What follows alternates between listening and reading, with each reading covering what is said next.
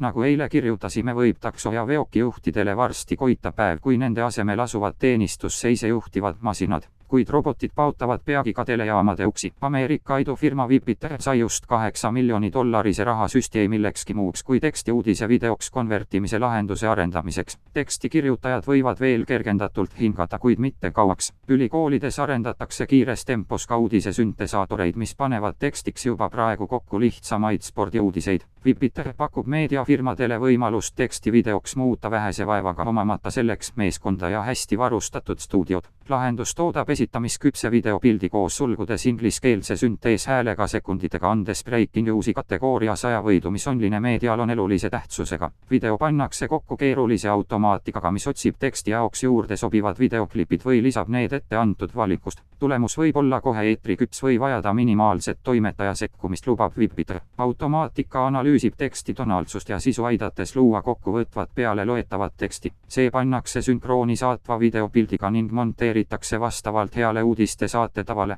ja ongi põhimõtteliselt valmis. Ajalehed toimetus, kes ei tea telemaailmast suurt midagi, võib uue toote abil kohe pista jalaga online teleturu ukse vahele. Vähemalt ülal toodud näidisuudise põhjal võib öelda, et tegemist on küll ilusa, kuid pildiliselt üsna vähe haakuva taustaga. Siin allpool on üks sujuvam ja asjakohasema taustaga videouudis. Pamp proovis ja tegi ilma 8 miljonise rahasüstita ka sellesamast siinsest uudisest ühe lihtsa video. Päris see pole nagu Vipiteril, aga eks eestikeelse materjali jaoks tuleb neid ilusamaid vahendeid kauem oodata. Teksti loeb muide Eesti oma sünteeshäältõnu, mis on välja töötatud ja arendatud Eesti Keele Instituudi laborites.